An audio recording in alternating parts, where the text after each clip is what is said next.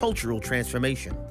We stand on the biblical truth that all human beings, including the unborn, are created in the image of God and are endowed by Him with the right to life, liberty, and the pursuit of happiness. Thank you for standing with the American Family Association.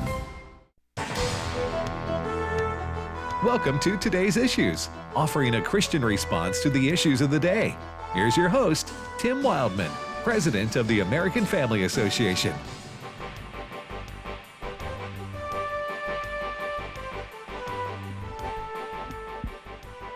Hey, good morning, everybody, and welcome to Today's Issues on the American Family Radio Network. Thanks for listening to AFR on this Tuesday, July the 16th, 2024. Joining me in studio is Ed Vitagliano. Good morning, Ed. Hey, good morning, Tim. Good morning, Wesley Wildman. Good morning. Christopher Woodward. Hello. How you doing, Brother Chris? I'm highly caffeinated and ready to go. Highly caffeinated. So you're wound up. Listen, I've been told I'm at my best after my third pot of coffee. Your third pot. So does that determine how you prioritize the stories then, based on your caffeine level? Nah. No, it's just okay. I just drink a lot to prepare for. I drink a lot of coffee. I drink a lot of coffee myself, but do you have a coffee crash in the afternoons or no?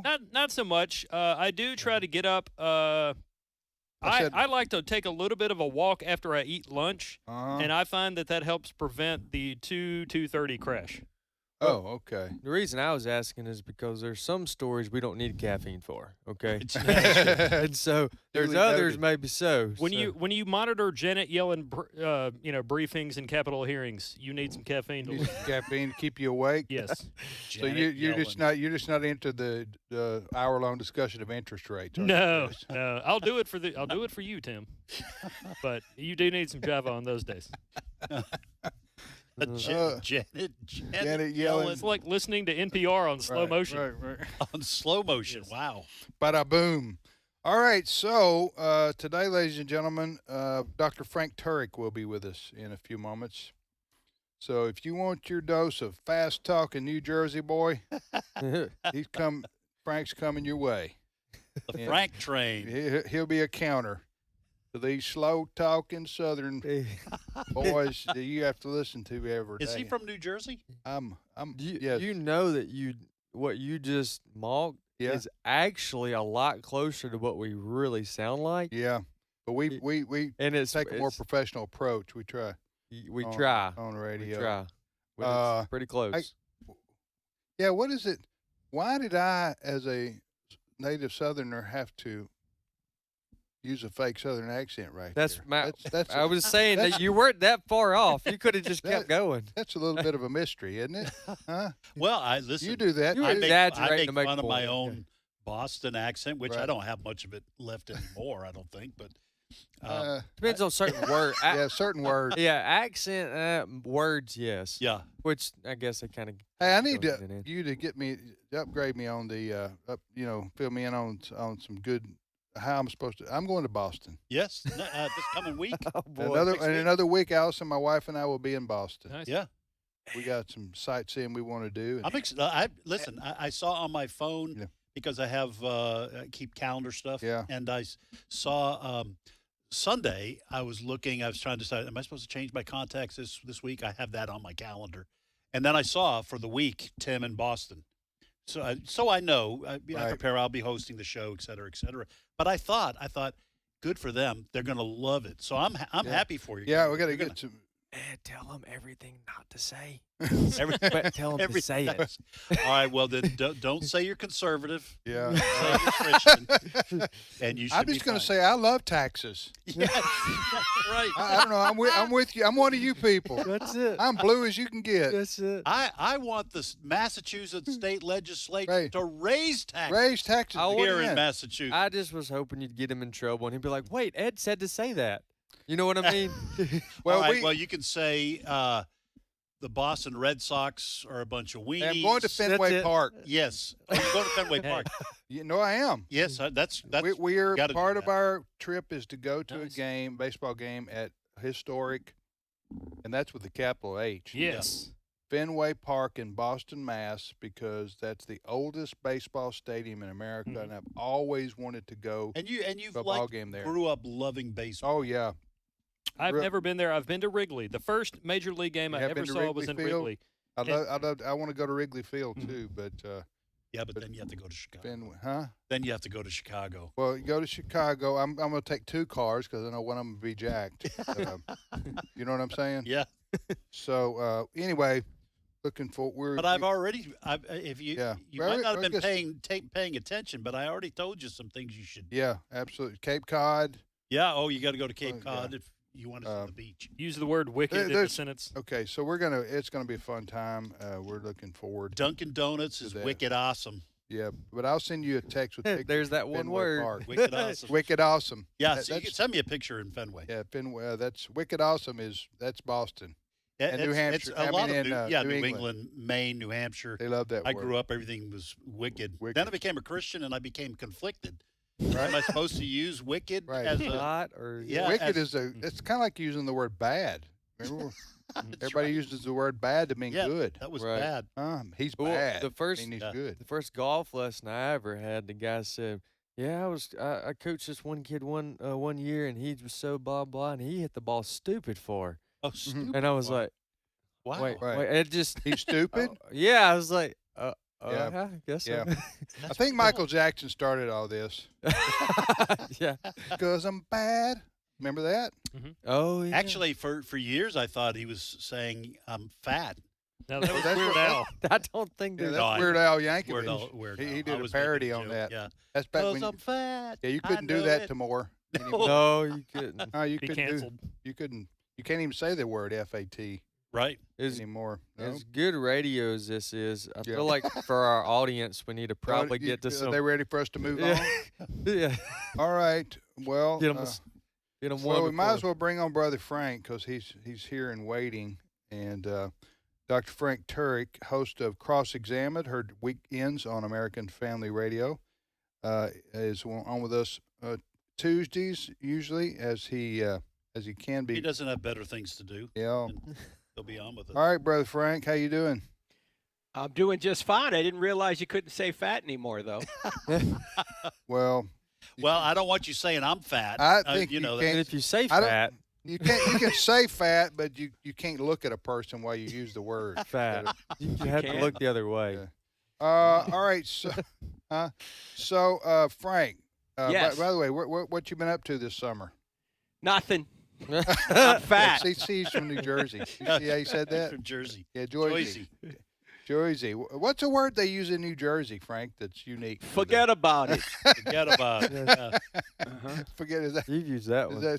Yeah, anybody from up north will appreciate that. Will appreciate that. Yankees. That is a Jersey thing, though. They forget about it is all one word, right? Oh, it's yeah. all one word. There's a particular spelling. There is, yeah. So forget about it. You know what the southern counter to that is? What is that? A while ago. Oh. A while ago. A while ago. No, but it's Southerners. all one word. Southerners don't pause. It's a while ago. That means a while ago. Right. But if you listen to a lot of So it's one word with multiple syllables. Yeah, yeah, and multiple a while ago. Well, but it's just blurred. There's no separation there. Right. A while ago. When did you go to the store? A while ago. Yeah. All right. So Frank, seriously, question. Oh no, this has been serious so far. Well, we have got to. We're all amped up on caffeine. For certain portions of the country, that was very serious for them. Talking about their language. It was a teaching moment. Yeah. I think it was a teaching moment. All right, I do want to become a little bit more substantive here, fellas. Okay. Okay. Lead the way. So don't try to distract me. Lead the way. I'm going to lead the way with substance. We'll look the other way. Okay. So Frank, I did want to talk to you about the role of Christians in government. And that's a broad subject because you have all kind of governments in the world. You have dictatorships, totalitarianism. You have religious governments like in Islamic countries. You have Christianity was birthed in an empire. Yes, the Roman Empire. Roman Empire, which was pagan, right? Basically. So you have all kind of governments around the world. But I want to focus on a a representative form of government like we have here in the United States. At least now it still is. But what is, because I know a lot of Christians try to decipher what it is, who to vote for. Can I vote for this candidate? I even ought to agree with him on, or whoever it is, on this issue or that issue. How do you process all that? Well, are you suggesting that sometimes you have two candidates and you don't like either? Is that what you're saying, Tim? That does happen. Yeah. It does happen. Yes, it does happen. I would hope that we could have candidates that we both liked personally and held themselves to high moral standards and had a moral platform. But if I had to choose one or the other, it's going to be the platform, because the platform is what actually gets implemented. Policy. Yes, policy. When you're voting for, let's just take the presidency. When you're voting for president, looks like obviously it's going to be Trump and Biden. If Biden makes it for another 4 months. Which is now still questionable. Yeah, and if the Secret Service protects Trump for the next 4 months, which is also questionable. But ladies and gentlemen, that was Frank Turek, and for the Secret Service listening, Frank's address is. No, don't dox him now. You're part of the problem. Hey, no, it's I know Secret Service failed miserably, but anyway. By the way, I'm getting my ducks in a row. We're going to come back and talk about this another day. Okay. Yeah, I digress, but I need to digress. The head of the Secret Service should have put her resignation in on Saturday. Absolutely. Okay. Yep. Look, I was in the Navy. If the captain of the ship was asleep in his stateroom when his navigator ran the ship aground, that captain was relieved immediately. He's ultimately responsible. But nobody gets fired in the Biden administration. Nobody has enough integrity to say, I made a mistake, it's on me, and I'm going to resign and let somebody else take over. That happened in Afghanistan, which was one of the worst days in U.S. history. Probably the worst mission in U.S. history that wasn't carried out properly. You're talking about when we extracted ourselves from Afghanistan under Biden. Is that what you're talking about? Yeah. Well, we didn't extract ourselves. We left allies over there. We left weapons over there. Yeah, billions of dollars. Yes, and no military guy resigned. Biden should have resigned. They all should have resigned. That was atrocious. There is no accountability anymore. But I digress. Let me go back to where we were. I agree. Right. When you're faced with a choice between personality and policy, you should be going with policy, because when you're voting for, just say, the presidency, you're not voting for one person. You're voting for 5,000 people to go to Washington and implement a platform and implement an agenda. And more than 75% of the time, the party that's put into place votes for their platform more than 75% of the time, I should say. That's according to our friend Tony Perkins. Mm-hmm. So you're going to get what the platform says. And if you look at the two platforms now, they are dramatically different. Dramatically different. And so you have to look at the platforms and decide how to vote. Now, Christians ought to vote. Christians ought to be involved. And my question to those who say we ought not be involved is, why not? Are only atheists qualified to run the country? And by the way, if you don't think politics are important, ask yourself if you'd rather live in North Korea or South Korea, because the main difference between those two countries is politics. And you can't preach the gospel in North Korea. You can in South Korea. I always hear people say, pastors saying, oh, I just preach the gospel. Well, if you don't think politics are important, you don't think the gospel is important. Why? Because politics affects your ability to preach and live the gospel. Mm-hmm. There's no First Baptist Church of Riyadh. There's no Calvary Chapel of Tehran. There's no Christian churches in North Korea. There's no American Family Association. There's no North Korean Family Association. Why? Because politically they ruled it out. Yeah, and when Christians are not involved, what happens is evil takes over. And our job is to fight evil. Our job is to do what's right and leave the results to God. In fact, I got one more thing to say, Tim. I can't let this go. When the exiles were taken to Babylon in 586 BC, God told them, In Jeremiah 29, I think it's verse 7, seek the welfare of the country in which you live, because as the country goes, you will go. In other words, we ought to be seeking the welfare. We ought to love our neighbor by making sure that laws are put into place that protect innocent people from evil. That's why we have a government. And by the way, I just put up a podcast today on this. It's about the assassination attempt. It'll be put up later today, and I'll probably mention it again on the program this Saturday on the American Family Radio Network. It's called the I Don't Have Enough Faith to Be an Atheist podcast. Talking to Dr. Frank Turek, Tim, Ed, Wesley, Chris, and with Frank. Okay, so in America, thank God we have the right to vote and elect our leaders. Right. From city councilmen, county commissioner, mayors, state legislators, and then the whole host of state level government officials, governor, lieutenant governor, attorney general, all these things that we have, which by the way, most people don't pay close enough attention to because a lot of decisions are made locally. Now, then you have Senate races, you have House of Representatives, and then you obviously have the presidential race, which we know that's coming up in November.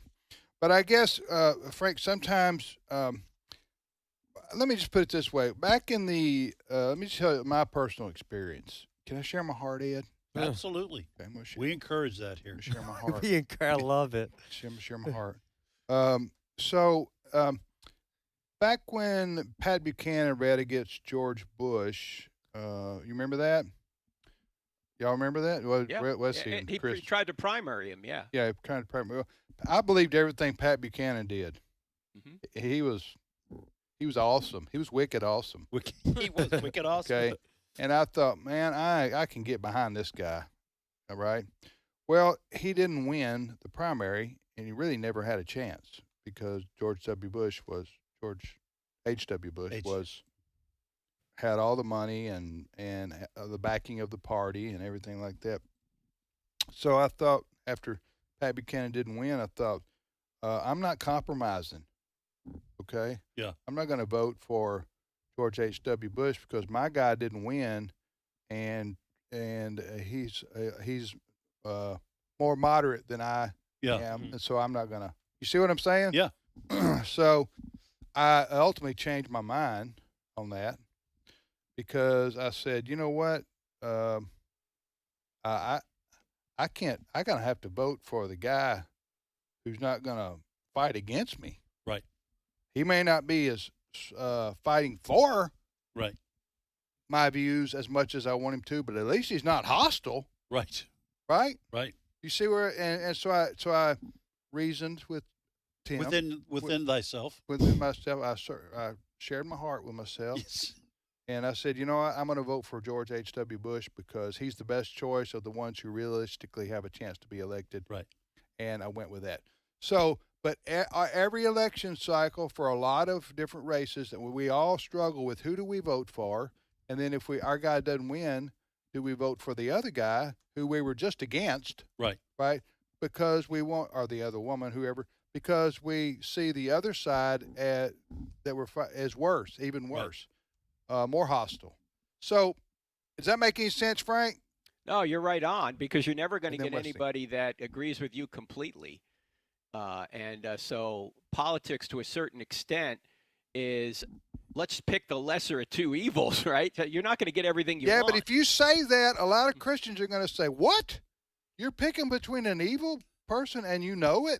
Hey, Tim, everybody's evil. If it's Billy Graham against Hitler, that's true. Billy Graham is still fallen, right? Yeah. So we're all sinners. Yeah, we're all sinners. Yeah. But anyway, I guess we all, Wesley, go ahead. You feel free to speak and share your heart. No, I don't have much to add. I think y'all have made a really clear and reasonable position on the voting, Christians' influence in the voting situation, and that comes up not very often. However, on the other side, what happens often that you have is Christians having the opportunity to influence government or even being involved, like being a government official in some capacity. So can you think, Dr. Frank, could you share with us maybe a couple examples in Scripture of there being Christians who influence either political leaders or kings or that influence politics, but what not necessarily, or they were necessarily involved in it, or maybe they were just counseling? Well, probably the top example is Jesus himself. Mm-hmm. Because who was Jesus's primary nemesis? The Pharisees. Who were the Pharisees? Pharisees were the religious and political leaders of Israel. Some of them were on the Sanhedrin, the Jewish ruling council, to whom Rome delegated day-to-day lawmaking authority.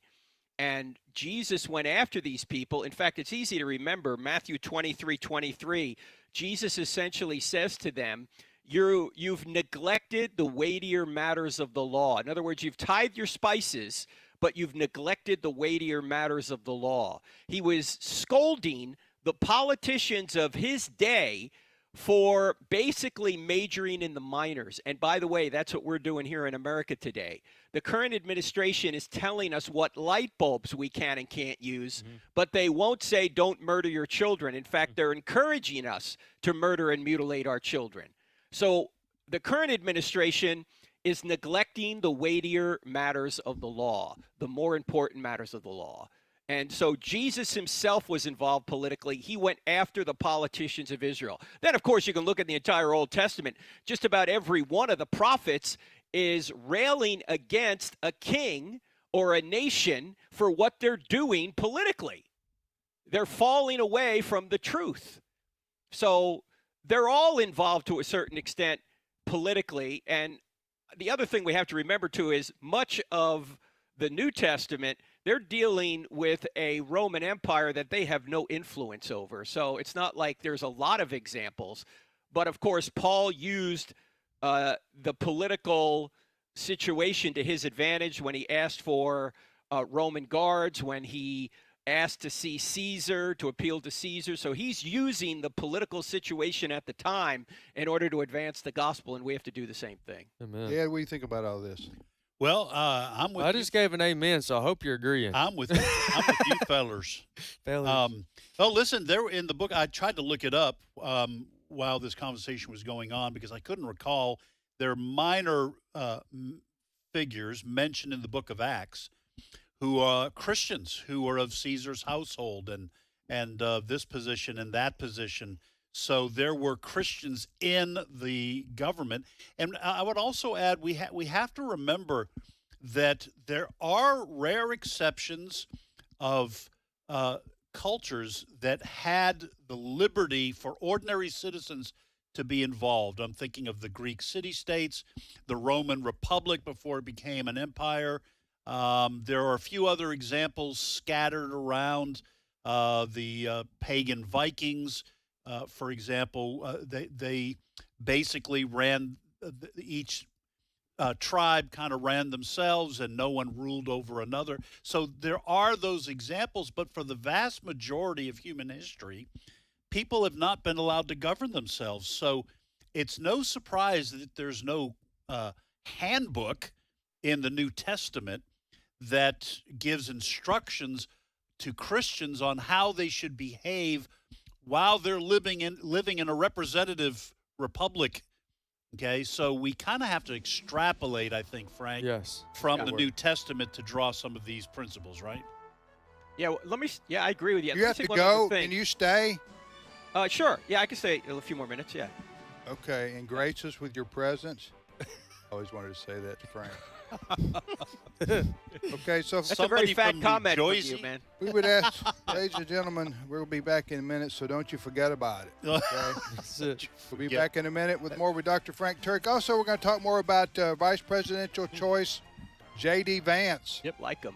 What we're learning about Brother J.D.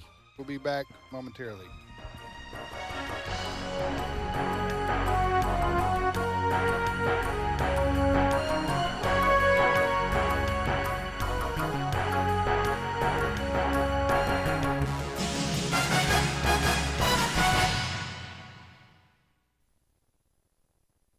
It's my turn. Here is is your host for My Turn, Don Wildman. Once outside Rome, on our way to Naples, we stopped at a restaurant for a rest stop. When we were returning to our bus, we met a couple of men who were peddling watches. They were trying to sell to several members of our group. I noticed a couple who were looking at one watch. The man was asking $130 for the watch. They looked at it for a moment and then gave it back to the man. He then approached me and asked if I wanted it. I told him no, I wasn't interested. He then pulled me aside and said he'd let me have it for $80. Although I wasn't interested in the watch, my bargaining curiosity was aroused, and I told him that it was still too high. He wanted to know if I was the tour leader. I told him that I was. That being the case, he said, he'd let me have it for $50. Well, I looked at the watch again. It was an Omega. Although my knowledge of watches was limited, I remembered that Omega was a pretty good brand of watch. I looked at it a little closer. It looked like a good buy, but the fact remained that I didn't need the watch. I had a good one. I thought about it for a moment and then shook my head and told him I wasn't interested. But he was persistent, and as I walked toward the bus, he asked what I would give for it. Being kind of ridiculous, I told him I'd give him $10. He balked a little and tried to act insulted. I walked on to the bus. He approached some others and tried to sell the watch to them. None were interested. Finally, just before we were ready to leave, he came to the bus and told me he'd take $20. Now, we started at $130. I kind of laughed a little, reached into my pocket and pulled out a $10 bill. Again, he acted insulted. But as the door was being closed, he ran up, grabbed my $10, and handed me the watch. And all the way home, I thought about my bargain. A watch which he had once asked $130 for, I had bought for only $10. You know, it's not every day you have a chance at a bargain like that. Well, after I'd been home a few days, the watch stopped running. I carried it to the repair shop to get it fixed. It was there that I learned that the watch I had bought was not an Omega at all, but an imitation, counterfeit. I had been taken. My bargain was no bargain at all. Many times I've thought about that incident and remembered the lesson it taught me. There are many areas to which this truth applies. For instance, many people are attracted to the Christian faith when the cross is left out. Like I was with the watch, they're looking for a bargain. But before long, they become disillusioned. Then they have to face the truth. Christianity minus the cross is no bargain at all. It is counterfeit. Remember that the next time you're offered Christianity at a bargain. This has been My Turn with Don Wildman, a production of the American Family Association. However, as it is written, what no eye has seen, what no ear has heard, and what no human mind has conceived, the things that God has prepared for those who love Him. 1 Corinthians 2:9. American Family Radio. This is Today's Issues. Email your comments to comments@afr.net. Past broadcasts of Today's Issues are available for listening and viewing in the archive at afr.net. Now, back to more of Today's Issues. Hey, welcome back. Today's Issues, the program on the American Family Radio Network. Tim, Ed, Wesley, Chris, and Frank. Frank is in North Carolina. We be in Mississippi, and we're talking... Huh? We be.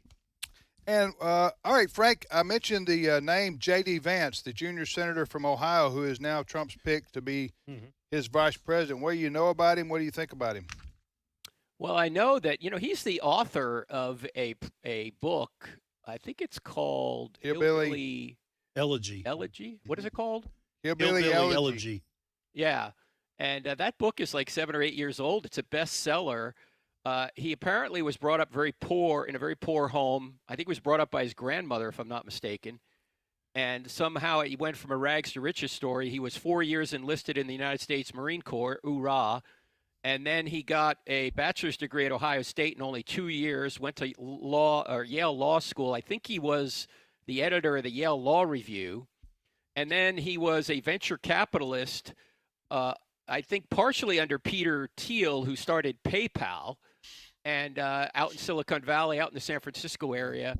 And he also started a venture capitalist approach or focus in Ohio. He was just elected 2 years ago in 2022 in Ohio. He's tracking sort of along Senator Obama's path. Obama was only a senator for 2 years in Illinois before he ran for president. Now, J.D. Vance is on the vice presidential ticket. And if you see him speak at all, he is extremely eloquent and can can speak on almost any issue, it appears. Mm-hmm. All right, so I'm going to play a clip here. This is this immediately endeared me to Senator Vance. To give him a shot, right? Well, I'd never heard him speak, maybe but a couple minutes here and there. That's why I say when you first heard this, you was like, hey, I wanted to do my own investigation. Sure. You know what I'm saying? Mm-hmm. Why are you laughing, Ed? You don't think I'm...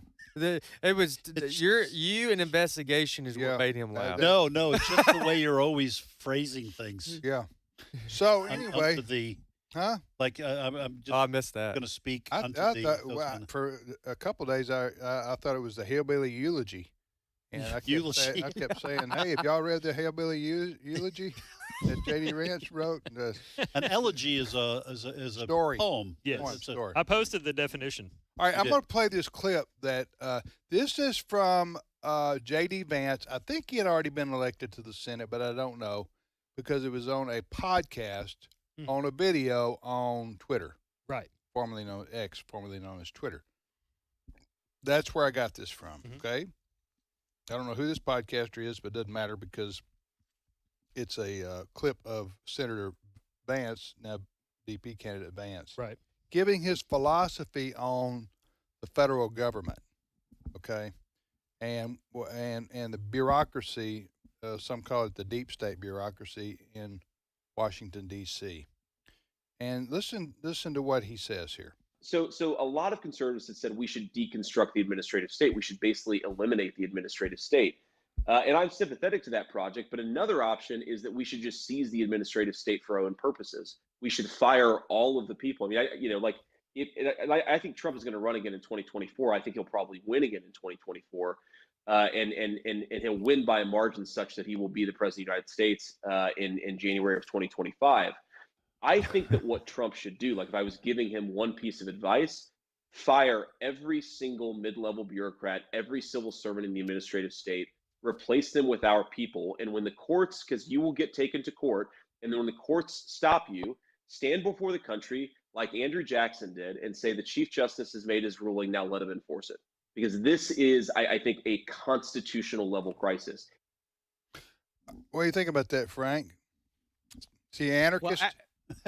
No, because whoever said that the Supreme Court gets to tell Congress what to do, that goes back to Marbury versus Madison, and that's even questionable. Yeah, but what about this idea that somebody needs to go to Washington D.C. and fire half the people? Well, he's all over that. In fact, there was a Supreme Court case that came out just a few weeks ago. I can't remember the name of it, but it is a big blow to the administrative state. Maybe Christopher knows. Chevron. It overturned Chevron. Yeah, I'll post Chris is, but I know stuff like that too. Yeah.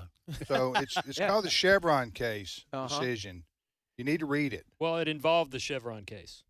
Chevron case was from the 80s. Yeah. And it overturned the Chevron case. You guys have taken Frank's little details here. little small details to try to make me look like I don't know what I'm talking about. No. No, we have a duty to our listeners. Okay. Anyway, what about his overall philosophy there? That we need to greatly downsize the role of the federal government. Oh, That's totally. Okay. Absolutely. And the 10th Amendment of the United States Constitution should be an amendment that's invoked to point out that the states are supposed to have most of the power, not the feds. And yet the feds have just taken over. So I agree with Vance. I agree that he is a great pickup for Trump on his ticket. The one thing I'm concerned about in the Republicans right now is they're kind of weakening on the issue of abortion. Mm-hmm. Although I understand pragmatically why they're doing that. But as you said earlier, Tim, we don't want, at least we're not going to have people fighting against us in this administration, it appears, which I think is important. But look, on the pro-life issue, mm-hmm. It is true that the Trump people wanted to basically remove what they would call, I guess, hard line pro-life part of the platform. Right. That is true. I'm just telling you the truth, because that's not where Trump is. Mm-hmm. Trump, I think President Trump, I don't even know if he cares about the pro-life issue. I mean, really. But to his credit, let me give him credit. That's probably unfair to say. I want to retract that statement. The fact that he doesn't care about the pro-life issue, I don't know that. I'm just saying that he's not one of us. I would say that he's not as versed on the issue as we are. I think that's better said than saying that he doesn't care about it, because if you think about it, that would be judging his motives when he's the only president to go to the March for Life. His explanations in the past seem to reveal a gut feeling that this is wrong. That abortion is wrong. Remember, there was some family friend. Yeah. So it's a gut feeling. I'm not sure that he came. He doesn't do a very good job of articulating it. But he sees that as an albatross around the Republican Party. Remember when Florida passed the 6-week heartbeat bill, Trump criticized it. Yeah. You remember that? Right. And he said it was terrible. You remember that? I'm just telling you what he said. Sure. Don't throw stones at me. Look in your own mirror. Yeah. Right? Or right. Something like that. I got a Bible verse there somewhere, didn't I? You anyway, you combined. All right. So that is true. And Trump may be right politically. Okay? When you survey and poll the general public who vote. Right. Which is what Frank was saying. He may understand it pragmatically. Okay? So however, that being said, to Trump's credit, he did appoint 3 Supreme Court justices, which led to the overturning of Roe versus Wade, which is what the pro-life community has been calling for since 1973. He delivered. He delivered on what we wanted. Then it becomes our job at a state level to win the hearts and minds of our fellow citizens to get pro-life legislation enacted. That's not Trump's problem. You know what I'm saying? Right. Now, do I wish he was more forceful and more articulate on that issue? Yes, but that's not his world. He was a 40-year New York liberal, right? Okay, who didn't care about this issue. All right. But I'm giving him credit where credit's due. But he has also supported the heartbeat bill in the past too. So it's, what Trump will do, what he views as, he's transactional. You do for him, he'll do for you. Most politicians are. That's the way he's worked over his career. So I give him, when Trump says this, he will say, I did more for the pro-life community than any other president. Before me kind of do it, You know what? That's the truth. Mm-hmm. Yeah. 100%. That's the truth. Right. So I gave him credit for that. Where was I going with this? What were we talking about? I've forgotten. Where was I going with platform? We originally were talking about J.D. Vance's response to the administrative state, and then we were talking about the administrative state. Court. So listen, but here's the most important thing: that getting president. This is my view, and so of course I could tell you Ed's view or Wesley's view, but I'm going to stick with my view of this. Okay. And people are free to critique me on this if they want to. The most important job of the President of the United States, there's some, this could be argued. Yeah. This could be argued. Obviously, he's the commander-in-chief of our military. And he is a CEO of the country. But let me tell you something. It's the Supreme Court and the federal judges that are going to determine the future of our freedoms in this country and much of our way of life. We are having some wonderful legislation passed in red states in particular, and some blue states are kind of waking up to the fact that leftism doesn't work. Whether they'll do that before they completely collapse like California, I don't know. But even some in California are waking up. Yeah, they are. Whether enough to or not. Yeah. But let me tell you something. We can pass all the legislation we want in red states that is wonderful to let people to remain free and practice business and not taxation and regulation and all that.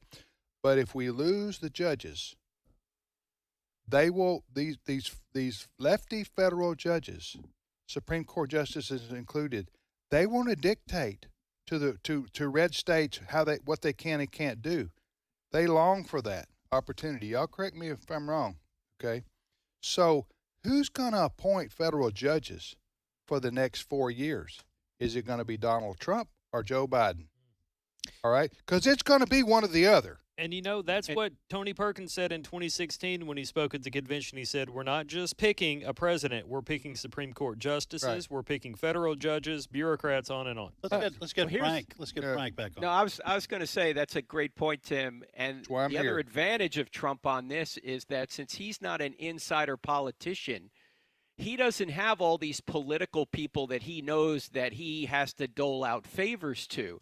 When he came to Washington in 20, it only seems that long ago, in 2017, and he had to appoint judges, he asked the Federalist Society, who should I appoint? Right. In other words, he asked the people who were going to give him good judges. He didn't try and appoint Harriet Miers as George W. Bush did. Right. He didn't try and appoint people that were just sort of political people that he wanted to reward. He got judges on there that are actually good and are actually going to rule according to the Constitution and not their own political philosophy. Yes.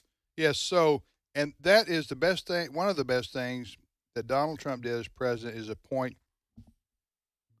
excellent judges who are constitutionalists, and he did so getting the advice of good people like the Federalist Society. Are they perfect? The justices? No, but you let Biden appoint these far lefty federal judges, names of who you've never heard, and put them on benches all over America. It'll be terrible for our country. Ketanji Brown Jackson would not even say she's the Biden appointee. She's the Biden appointee to the Supreme Court. She wouldn't even answer the question about what a woman is. That's what I'm saying. That's you got radicals. She was going to be the first black woman on the Supreme Court, and when she was asked what a woman was, she says, "I'm not a biologist. I can't answer." That's like saying I can't tell you what a black person is. Right. So I'm going to be the first. I don't know what a tornado. Do you know what a tornado is, Miss Jackson? No, I don't, because I'm not a meteorologist. Yes. That's the kind of answer she was getting. This is Biden's appointment to the Supreme Court. Right. Anyway, Frank, we got to let you go. Hey, what's coming up on your show Saturday? We're going to be talking about this issue. We're also going to be talking about the issue of predestination, free will, Romans chapter 9. I want in on that discussion. Yeah. You need to have me on as your guest. You're predestined to listen I'm a self-appointed theologian, and I got self-appointed. Did you hear what Frank said? What did he say? You're predestined to listen to it, okay. not be on it. Yeah. You're I don't want to be on that. predestined to listen to it. Frank said in a text this morning that I should run for president. I did. Which I said I'm not old enough. But I said you'll get there. Yeah, but he said I'll get there. So I'm 61. If I wait till I'm 78, I'll come back and run for president. That's funny. All right, bye, Frank. See you. God bless you guys. See Thank you. you. You as well. All right, what's the? Listen, let's get to the story. I'm just going to say I love Frank Turek.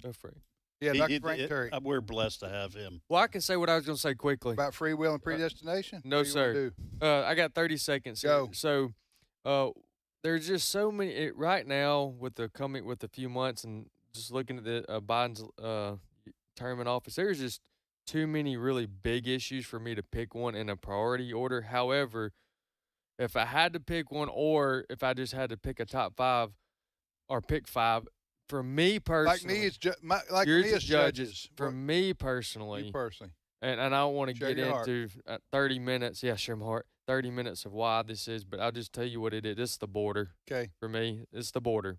I know it triggers you at dinner. It triggers me at dinner. The So, border. We'll be cooking out hot dogs tonight. Just say illegal immigration. Wesley like flips a hot dog at 6 feet in the air. Yeah, that's it. It says, I say, what's this? What? Go ahead. I'm sorry. It's just the generational impact that's going to have on my kids and my children, my kids' children, And my grandchildren is unspeakable. It gets forgotten about unless during that two month and a half or two that we were talking about it. That's about the only time, and it's devastating for the economy, for drugs, for Human crime, trafficking. human trafficking, crime, the economy. It's all bad. So, anyways, we got to stop there. Well, let's not switch stories yet. No. You just make a comment. Yes. Okay. Well, I have in other words, I have a comment. you go for it. He's deferring. I to just you, have Chris. something about All right, J.D. Vance that all we right, can sneak stop in when you then get right there. there, Chris. Okay. We're going to come back to you at the news desk. Because Over to you, I Dad. have a comment about J.D. Vance, the clip we played, and then you can come back with your J.D. Vance additional story. I So feel like I'm caught in the middle here. Who's going to talk? I'm going to talk. Are you going to Okay. talk? I'm Okay. about The to. floor is yours, Pastor Ed. I am about Pastor to speak, Ed. and I'm going to play the panel liberal for just a moment. All right, okay? I'm going to stand back for lightning strikes. Okay, all right. Okay. Well, I'm listening to the clip that J.D. Vance we had playing of him. Listen, I'm all for gutting the administrative state. It was not within the view of the founders. Congress has taken a hands-off approach, which after the Supreme Court ruling overturning Chevron, I think they're going to have to take a more constitutional approach to these kind of things. However, when J.D. Vance said, if the Supreme Court, if we're going to go in there and fire everybody, and the Supreme Court will probably overturn those firings, then you say, well, then let the Supreme Court enforce it. I don't agree with that approach when the Supreme Court. Yeah, but it sounds rules. good. It does sound It's good. like Mel Gibson It gets. at Braveheart. Yeah. Freedom! I can rally Listen, behind that. I am tracking with him. It does make me feel good, but I always ask myself this question: what would I think if the other side did it? Yeah. Okay. If the other side says, "I know the Heller decision and reinforced our interpretation of the Second Amendment, or reinforced the pro-gun side, but we're not going to follow it." Yeah, I know. As a I don't think J.D. Vance really meant. I don't know what he really. Yeah. But maybe he could defend that position. But Yeah. you have to have law and order. Right. And the Supreme Court of the United States is the final arbiter of the law. And if you don't agree that it is, then Congress should change it. Congress has the listen. Constitutionally, Congress has the power to dissolve the federal judiciary, Right. and create it again. Which That's- sets up our country in a way. Obviously, the founders knew this, to where we didn't have to fight with weapons. Yes. We can fight with our votes and our Right. ballots. There's other ways to. Yes. Right, So that's what and Congress can impeach judges who rule radically. But his main point about Right. Decentralized. What he's saying is J.D. Vance understands something really important. Yes. And that is we need decentralization. Yes. Of power. We don't need more power in Washington D.C. And he seems to, by his comments, understand how the game's played. And that the deep state and the swamp is a huge problem for this country. Yeah. And it needs to be changed. I'm all for that. Yeah. Quite frankly, as we go on here, I think the left and the Democrats are going to become more concerned about J.D. Vance than they are about Donald Trump. Yeah. You watch and see. They'll try because anyway, and I look forward to the Kamala Harris and J.D. Vance debate whenever that is. It'll be on CBS. You already know about this? It's they've already Scheduled? announced that it was going to be on CBS, and I want to say it is late summer. I'll get that date for you here in just a minute, and I'll post that on our Facebook page. So do check that out. I do have a J.D. Vance clip that you guys wanted, and it's a humorous clip where I guess running mate, Trump selectee, whatever term I'm supposed to use, J.D. Vance. He was on Hannity last night, and he gave details about the phone call that he got from Donald Trump inviting him to the ticket here. There's a little bit of background noise, but I think you can make out what J.D. Vance is saying here. Clip 1. You know, I just tried to enjoy the ride. What an honor to be considered. If it had been Senator Rubio, obviously Marco's a good guy. He's a good friend. So I try to just have a good attitude about it. You know, my family's very excited, obviously asking a lot of questions. I will say, Sean, I hope I'm not betraying too many confidences here, but when the president called me today to actually formally offer me to become, you know, the vice presidential nominee, which just sounds crazy, my son, my 7-year-old son, was sort of making noise in the background. You know, I'm getting so embarrassed. It's like, oh my God, Donald Trump's asking me to be his vice president. So the phone rings, he calls you, and you're like, okay, this is the call, or maybe not the call. Or maybe it's a bad call, right? It's the call. Who knows whether it's good or bad? But then he actually has me put my 7-year-old son on the phone. If you think about this, everything that's happened, the guy just got shot at a couple of days ago, and he takes the time to talk to my 7-year-old. It's a moment I'll never forget. That's funny. That's cool. And that is one of the things that's genuine about Donald Trump. Mm-hmm. He is extremely personable. He does seem to care very much about average people. Yes. About a little boy. You've seen the contrast between him walking into McDonald's. Yes. And like he was people feel that. Yeah, and as opposed to Joe Biden. Into Waffle House. Yeah. Yes.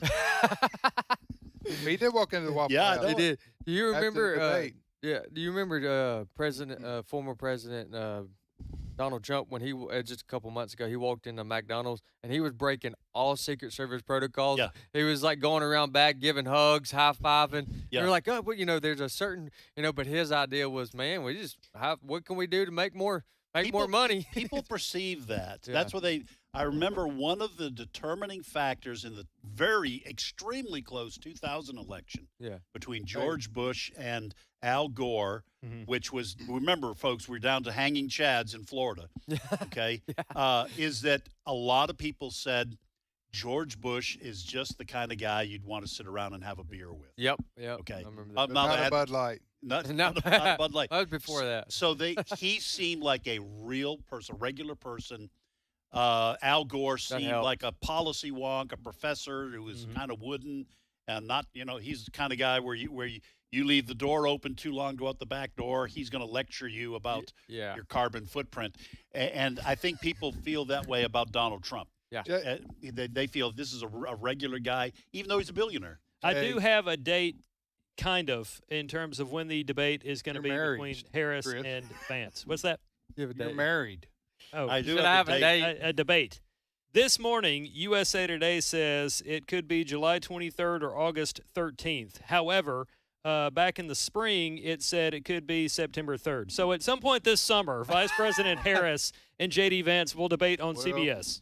That is a fact. I'm going to check September 3rd because if that's college football, it's not. That would be when they would put Kamala on TV. They're not going to put it against a football game.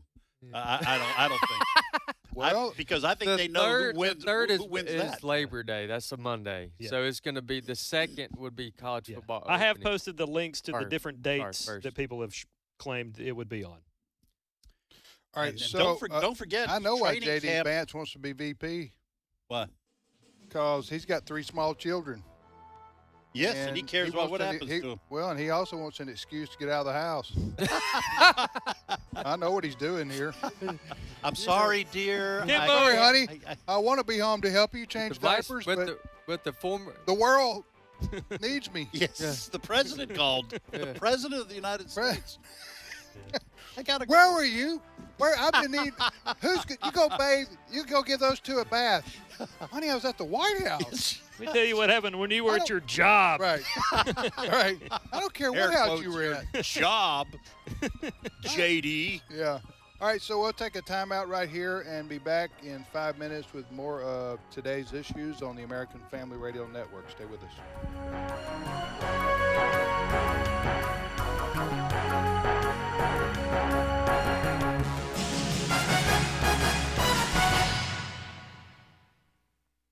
The views and opinions expressed in this broadcast may not necessarily reflect those of the American Family Association or American Family Radio. Faith, family, freedom. American Family Radio. Dr. Travis was a man that was full of life. Bert Harper of Exploring the Word. He loved the Word of God, and it came across in the classroom. Dr. Travis put in my heart a desire to know God through His Word. And that's what we're trying to do on Exploring the Word. Exploring the Word, weekday afternoons at 3 Central on American Family Radio. This is American Family Radio, a listener-supported ministry of the American Family Association.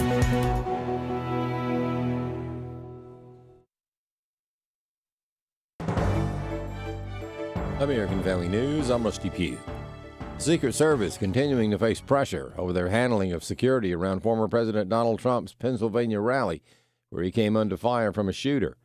Chad Pergram has the latest from Capitol Hill. Secret Service Director Kimberly Cheadle appears for a hearing Monday before the House Oversight Committee. Cheadle says she will not resign. 2 virtual briefings today for 2 separate House committees, the Homeland Security Committee and the Oversight Committee. Lawmakers are mystified at the spectacular level of security failures. They're all appalled that someone could climb that roof and be noticed and stay on that roof for so long without anyone doing anything about it. Comer is requesting all documents and recordings related to the rally. He also wants a list of all personnel and their responsibilities. Local law enforcement may also face questions. Jeff James is a retired Secret Service agent who worked presidential details. He says there is no excuse for the failure that allowed a shooter to be on a roof that close to Trump. Now, we typically utilize local and state law enforcement for that outer perimeter for us. But that doesn't mean they're not working under the guise of this Secret Service umbrella. So what I think is going to be interesting to find out is when the site agent set up this security, did he go to his local law enforcement who are going to be on that outer perimeter and give them very specific, tight directions like, look, hey, this roof has been a cause of concern for us. Make sure somebody has eyes on it. The Republican National Convention is moving into day 2. And one of former President Donald Trump's previous rivals is slated to speak. Grady Trimble has more from the Convention Center in Milwaukee, Wisconsin. Probably the most high-profile speech of the day will be delivered by former South Carolina Governor Nikki Haley. She, of course, was in a competitive primary process. Former President Trump said that she stayed in the race for too long, but once the assassination attempt happened, we found out not only was she invited to the convention, but she would have a speaking role. So that's tonight, and that shows you that the Republican Party is really uniting behind their candidate and also just more broadly calling for unity across the country. Conservative pundits are reacting to former President Trump's pick of J.D. Vance as his vice presidential running mate. Chad Groening has more. Former President Trump picked the 39-year-old Ohio lawmaker who becomes the first millennial to join a major party ticket at a time of deep concern about the advanced age of America's political leaders. Vance, who was elected to the Senate in 2022, has become one of the staunchest champions of the former president's Make America Great agenda, particularly on trade, foreign policy, and immigration. Tom Zawistowski is president of the Tea Party affiliate We the People Convention. He says advancing the MAGA agenda is not a 4-year process. This is a 12-year process. We've got a lot of work to do to restore our Constitution and the rule of law and basically remake Washington. And so I think that J.D. Vance certainly intellectually is able to do that. And I think it'll just be a matter of how does he perform as vice president over the next 4 years that will determine that. So let's give him a chance, because we need 12 years, not 4. Robert Knight is a conservative activist and a columnist for the Washington Times. I think J.D. Vance's viability as a future presidential candidate will be clear if and when he serves a couple of years as vice president. If he is a forceful vice president and shows that, like Trump, he doesn't take any guff from the press and can articulate the MAGA policy positions, he would be first in line for the nomination in 2028. I'm Chad Groening. Shoppers paused their spending in June from May, defying economic forecasts for a pullback and proving their resilience in the face of an uncertain economy. Retail sales were unchanged in June from May after being revised upward to 0.3% increase in May, according to the Commerce Department. More news available online at afn.net and download the AFN mobile app for your Apple or Android device. I'm Rusty Pugh. Hey, man, what are you doing? I'm just lying here relaxing in a stream. I call it streaming. Okay, you know that word already has another meaning, right? AFA Streaming offers free and subscription video content. Titles like By Design, The God Who Speaks, and Asbury Revival, Desperate for More. You'll also find video versions of AFR programs. Visit afa.net and click on Streaming. Today's Issues continues on AFR with your host, Tim Wildman, President of the American Family Association.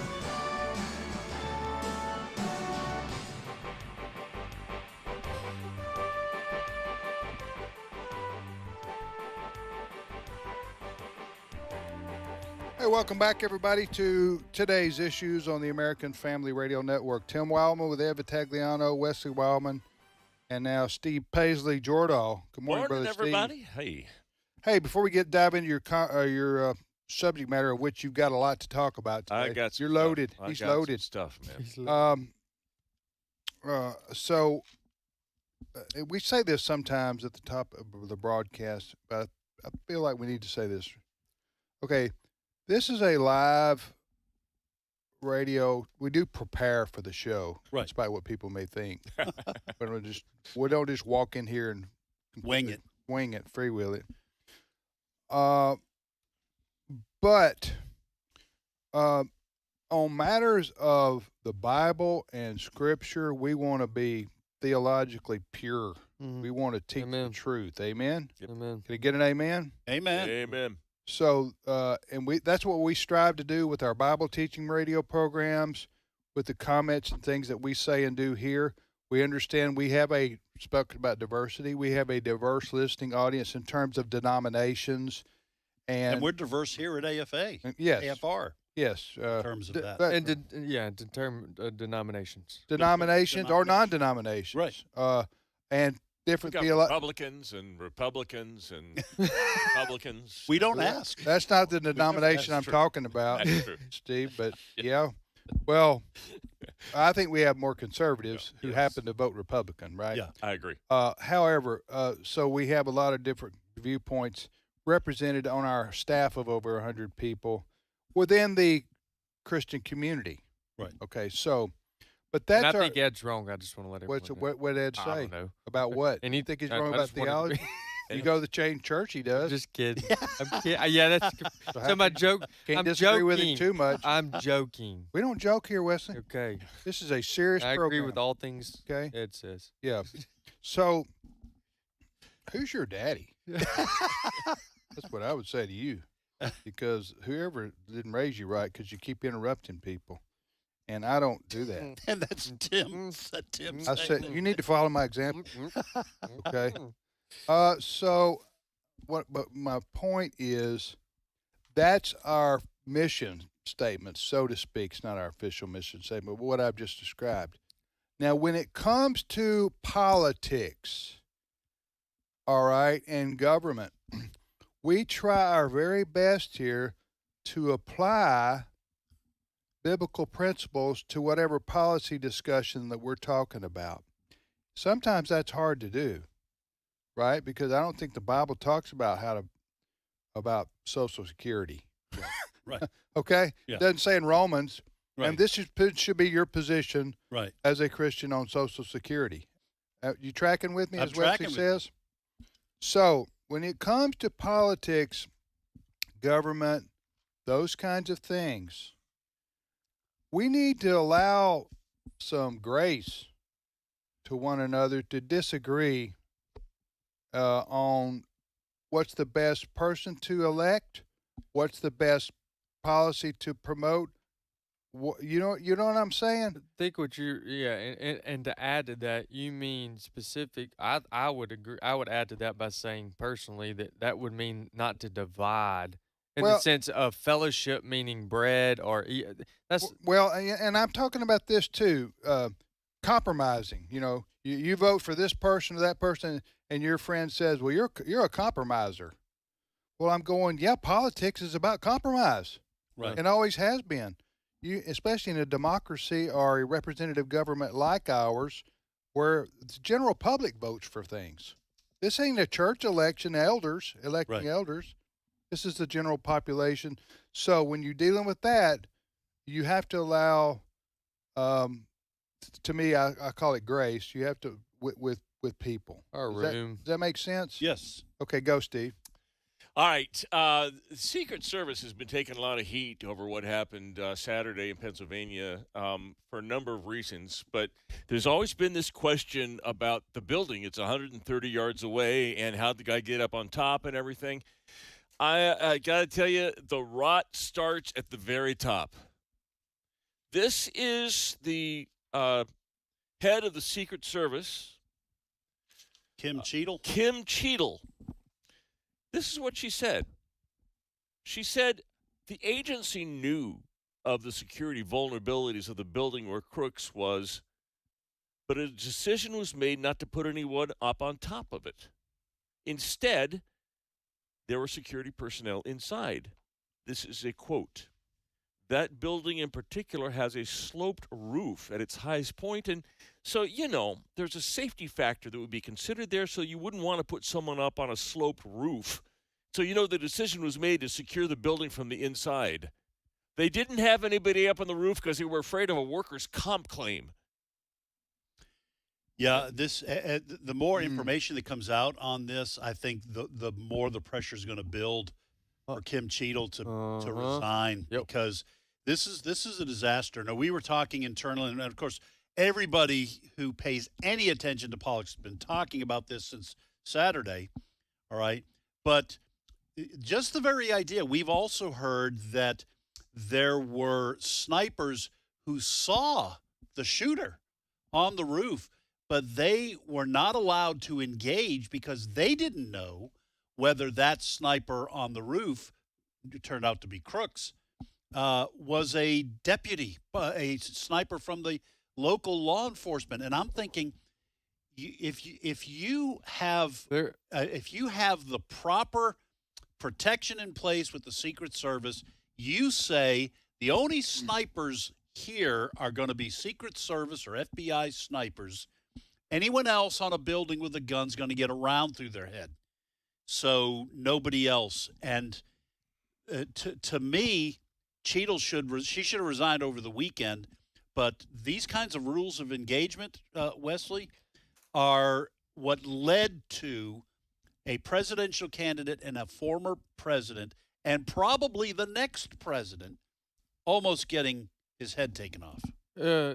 Now, I understand what you're saying, and that adds to the complication, the fact that there was, in this report that you're mentioning, there was lack of communication about where people were located. However, John Lovell, on his podcast that I listened to this morning, they reported that the rules of engagement, that didn't calculate miscommunication. The rules of engagement that they were reporting on is that they couldn't shoot anyways. Even if they knew that wasn't an officer, they couldn't shoot unless. That's incorrect. Okay, what was so they? This is according to Dan Bongino, who's a former. So they could shoot if it was the rules of engagement for the Secret Service are the same rules of engagement for any law enforcement that's armed, which is if you perceive a threat. Okay, good. You can shoot. Gotcha. But now the snipers that took out Matthew Crooks, were they Secret Service? Or were they? I don't know if they FBI or Secret Service had two snipers. So then, what you're saying, so to tie everything together here, what you've understood, what you've learned through all of this, is that the Secret Service or whoever the snipers were, whether they were local law enforcement or Secret Service, they saw Thomas. What's his name? The shooter. They saw the shooter. And they were unsure if the shooter. I don't know that. This is what Cheadle said. Quote, I'm being told that the shooter was actually identified as a potential person of suspicion. Units started responding to seek that individual out. Unfortunately, the rapid succession of how things unfolded by the time an individual was eventually located, they were on the rooftop and were able to fire off at the former president. I'm sorry, that dog ain't going to hunt because people were yelling and identifying this guy for 5 minutes. But I guess before. what I was reporting from John Lovell, that doesn't help satisfy what I discovered this morning, which is that if they saw the guy with the gun, why did they not shoot? I don't know if they saw a guy with a gun. I know that the people on the ground were calling attention to the guy with the gun, and I don't know, but about the snipers. That's what the I'm. Secret Service would probably know that our boss didn't put anybody up on the dangerously sloped roof there because you don't want to sprain an ankle protecting the president. Yeah. Well, John Lovell was reporting that the snipers saw the guy with the gun and they didn't shoot because of the. That might be the case, and if that's the case, then they failed. There's so many failures on this, to say the least. Yeah, and Congress will get to the bottom of it. Has anybody seen the layout of the map of where the gunman was, where Trump was standing, where the spectator? Have you seen this? Yeah. Okay. Anybody can look at this and go, if you were going to pull this off, this is where you would go. If you're going to protect the president, this is where you would put your assets. Right, because the reason is because if you were going to cause harm or you were going to try to assassinate, if you're getting as a law enforcement, you want to try to get in the mind of a criminal so that you can prevent it from happening. Right. And so if you're looking at the map, you would look at the map and go, well, a criminal or somebody that's wanting to long-range rifle assassinate, that's where you would go. It is literally the closest high ground to where the president was. It's not directly behind him. Okay, yeah, I was just going to say the snipers who took him out were Secret Service snipers. Yeah. I didn't know whether they were Secret Service, FBI, or what. And so was it a ladder? How did he get to the top? Air conditioning. He climbed up the air conditioning ducting. Gotcha. Nothing suspicious about that. No. I mean, come on, man. Hey, I got to play something for you guys. So Donald Trump called Robert Kennedy Jr. or Robert Kennedy Jr. called Donald Trump. But whatever way it happened, there's a video of RFK Jr. with his phone, and Trump is on the speakerphone, and his son, RFK's son, RFK III, recorded this and released it. This is Donald Trump describing to RFK Jr. in a private conversation what happened. Listen to this. Cut 13. I would love you to do so. And I think it'll be so good for you and so big for you. And we're going to win. We're going to win. You know, we're way ahead of the guy. And, he's interesting. It was very nice, actually. He called me. And he said, how did you choose to move to the right? So I guess that's, people see it. If I was looking straight on, right? He said, I said, I was just showing a chart. I didn't have to tell him the chart was on all the people pouring into our country. But I just turned my head to show the chart. And something wrapped me. It felt like a giant, like the world's largest mosquito. And it was a bullet going around. What do they call that, an AR-15 or something? That's a big gun. Those are pretty tough guns, right? So that was pretty Trumpian way to describe. Now, was that supposed to be public? No. How did that become public? RFK III released it. Because prior to this, they had a conversation about vaccines. And Trump and he were agreeing. Trump said, I wanted very small vaccines. He said, you see the vaccines they're pumping into these kids, it's like they're meant for horses. They're huge. And the kids are not, it was a whole conversation, and a lot of people upset that it was leaked, but it wasn't leaked. It was leaked, but RFK Jr. has apologized for that getting out. Yeah, he said it was a private conversation. Yeah. That's shameful. How old's his son that leaked it? His son leaked it? RFK Jr. RFK III leaked it. Okay, my apologies. I thought RFK Jr. leaked it. No, RFK III taped it and leaked it. There's nothing wrong with it. They're not secretly planning to to send Biden to an island somewhere. Usually, it's a private conversation. You don't disclose that. Well, but with when you're a president like that, or somebody high profile, you got to think your conversations are always public, really. Yeah, you got to be careful. In this conversation, and Trump's real careful.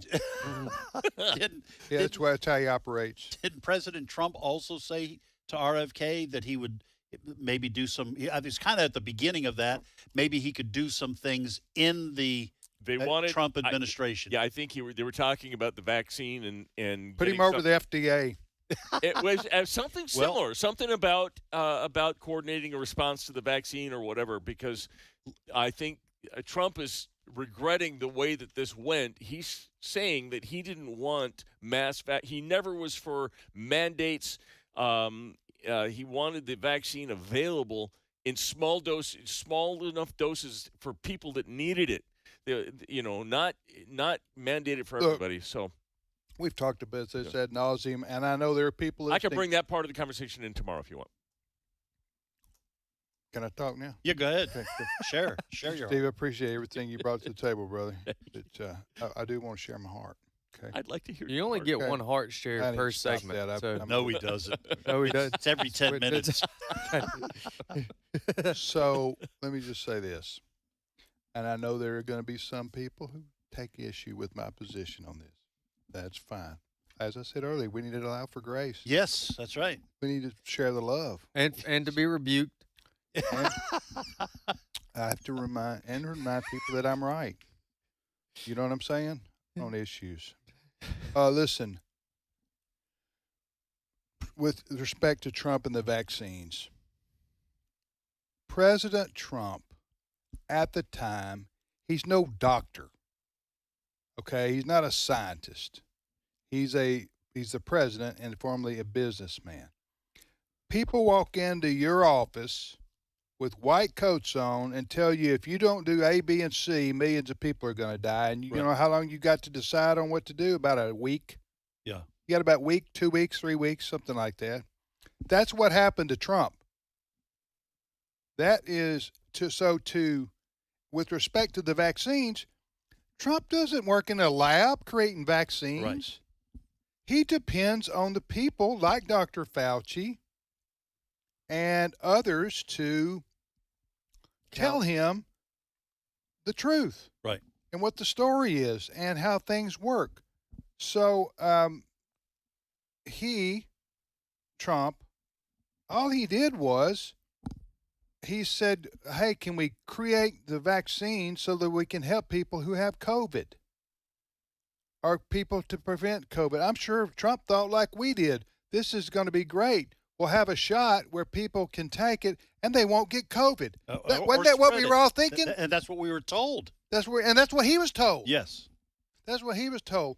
So I think what Trump did there was, I don't know that he did this, but I'm guessing he did this. He probably tried to use his power to get a lot of red tape out of the way. Yes. Which Operation Warp Speed. Operation Warp Speed to get the vaccine out there to the public to save people's lives. Yes. That was his motive. And I would think that RFK Jr. in charge of the FDA, right? That's a blockbuster. I mean that would result in huge changes to the way things are done. The deep state wouldn't like that either. Can finish my thought here just real quick. Well, I didn't know how long your thought was going to last. So we got to get your thought in. I can slip into a stream of consciousness, and we could be at the end of the show here. Right. Okay. You go for it. I acknowledge I can do that. Yeah. But what I wanted to say was, I don't personally hold President Trump responsible for the vaccines and the aftermath of them and what we know now about them. He didn't know that at the time. He had to listen to medical experts telling him what's going on. To retrospectively go back and say Trump shouldn't have done this and that with the vaccines. He did not mandate the vaccines. Am I right? Correct. He did not. He was against the mandate of the vaccines. Yeah. But he wanted the vaccines to be made available to the public. He didn't know then what we know now. Right. And it's not fair to say Trump's vaccines. I've heard that. Right. Those kinds of things. Now, does he continue to talk about them? He does from time to time, but he's more cautious now. Yeah. About it because he knows there are millions of people who support him who are against vaccine mandates. Yeah. And now we're against the vaccine altogether because we now know what the ramifications are from it. So does that make sense? Yes. Okay. Absolutely. Okay, go, Steve. All right. Are you familiar with the comedian Jack Black? Yes. Yes, I don't like him. Okay. Well, he is he and a friend of his named Kyle Glass are part of a comedy troupe, a musical band called Tenacious D. And apparently, the other day it was Kyle Glass's 64th birthday. Jack Black got him a cake and asked him on stage, "Well, do you want to make a wish?" And Kyle Glass appeared to say, "Don't miss Trump next time." Oh, that's Jack Black has canceled his tour. He said, "I would never condone hate speech or encourage political violence in any form."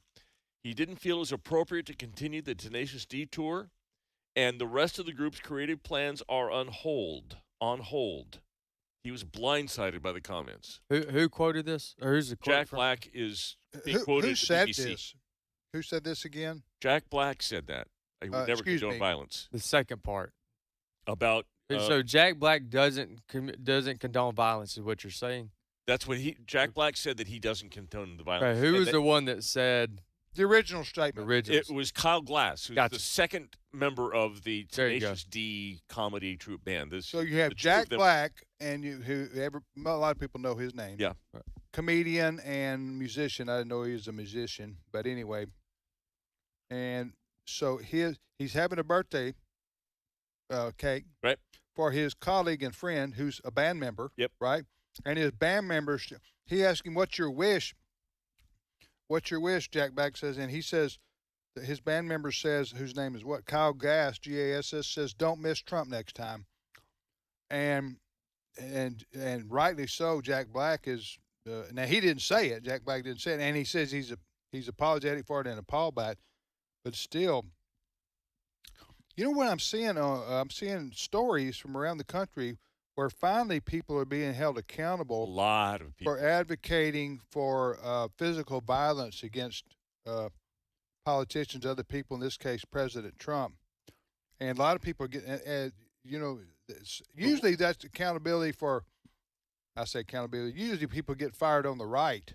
Yeah. For much milder things than what these lefties are saying about Trump. Right. Now, I mentioned when Jack Black's name was mentioned by Steve that I don't like him, and I hope he gets saved or whatever, okay? I'm not saying I want to consign the man to hell, but I haven't liked him as a professional, as an actor or comedian, since 2008 when Proposition 8 was on the ballot in California to defend traditional marriage. He was in a skit and played the part of Jesus, rebuking disciples who cited the Bible on homosexuality and said you ought to choose love instead. Playing the part of Jesus? Playing the part of Jesus. If he had just made the argument in a speech or an interview, fine, people can disagree, but he played the part of Jesus, and I just said, "Sorry, dude, you're a false teacher." Not the blasphemy. We're about out of time Yeah, here. sorry. But you know, guys. Sorry for sharing my heart. Well, you know what's about to start. What America's about to start bubbling up in excitement, anticipation over, don't you? What? VP debate. No. There's coming up in August. You ready for it? Drum roll. Democrat National Convention. Uh-huh. In Chicago, Illinois. That's the next comedy skit. Huh? And that's You don't think America's ready for that? Yes, sir. I think we'll see violence. I think the excitement level's just going to, I think we're going to see protests, violent protests against the Democratic Party. Yeah, the Dems are divided left. way worse. Obviously, there's division in both camps, but there's far more division in the Democratic camp than there is the Republican I camp. think the Democrats are probably going to move Biden's acceptance speech to 2 p.m. Well, don't you think so? You mean when he's awake? When he's awake. Most of the protesters don't get up until about then. They're still kind of sleeping their eyes, and he's. In all seriousness, I do. We can talk about this another time, but I do think you're going to see a lot of protesters at the Democrat, especially over the Hamas Israeli situation. The last time I was in Chicago, they had a horrific 68, right? 68. So the more things change, the more they stay the same. Yeah. All right. Thank you for listening to this program today, everybody. We look forward to visiting with you tomorrow for another edition of Today's Issues.